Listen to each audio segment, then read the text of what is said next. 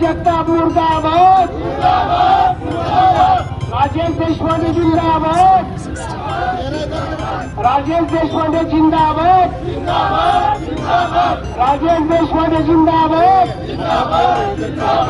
Mister युवराज जिंदाबाद, राजेश देशपांडे जिंदाबाद,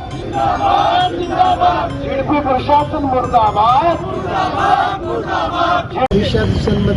सोलापूर जिल्हा प्रशासनाचा मनमानी कारभार चालू आहे।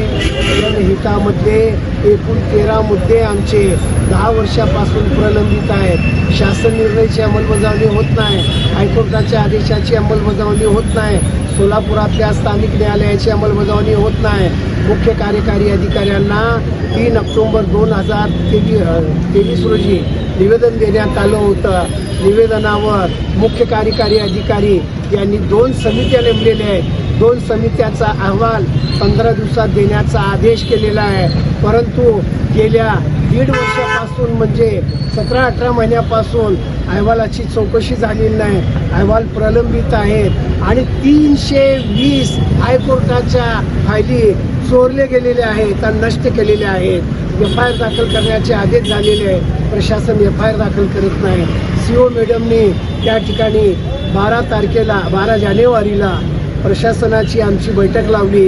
CO मॅडमनी सांगितलं तिन्ही खाते प्रमुखांना की तुम्ही ताबडतोब 10 वर्षात ते लेबर पार्टीचे कायदेशीर प्रकरण आहेत आणि ते निकाली काढा आणि 31 जानेवारीच्या आत काढा, परंतु त्यांनी कुठलीही कारवाई केली नाही। CO मॅडमचं खाते प्रमुख ऐकत नाही। त्यामुळे CO मॅडम हे कर्तव्यदक्ष आहेत, गरीब आहेत, परंतु त्यांचं गैरफायदा खाते प्रमुख घेतात, म्हणून त्यांचा प्रभाव देखील खाते प्रमुखावर आलेला नाही। म्हणून या खाते प्रमुखाची बदली करावी आणि CO मॅडमच्या आदेशाचं उल्लंघन केलेलं आहे आणि 10 वर्षाची प्रलंबित कामे निकाली काढावी म्हणून निवेदन होतं। प्रशासन म्हणतंय की प्राथमिक शिक्षण माध्यमिक शिक्षण विभागाकडे तुम्ही जावा, आम्ही सगळे सूचना दिलेल्या आहेत। प्राथमिक शिक्षण अधिकाऱ्यांनी सामान्य प्रशासन विभागाकडे जावं म्हणतात आणि सामान्य प्रशासनची डिप्युटेशनला ही बाब आम्ही समजावून सांगितली, ते ऐकायच्या मानसिकतेत नाहीत। आणि अनिल जगताप नावाचा जो अधिकारी आहे या मागचा मुख्य सूत्रधार आहे। 7 शाळेंना त्यांनी त्या ठिकाणी 27 शिक्षकांची जादा पदं दिली आणि 25 कोटीचं वेतन त्या ठिकाणी निघालेलं आहे। त्याचं FIR दाखल करा म्हणलं तर FIR दाखल झाली, परंतु तपास कामात शिक्षण अधिकाऱ्यांनी मदत केली नाही, म्हणून पोलिसांना 27 शिक्षकांचे 25 कोटीचं भ्रष्टाचार त्या ठिकाणी निर्यात निकाली पोलिसांना काढावी लागली। पोलीस तपासामध्ये शिक्षण अधिकाऱ्यांनी मदत केली नाही।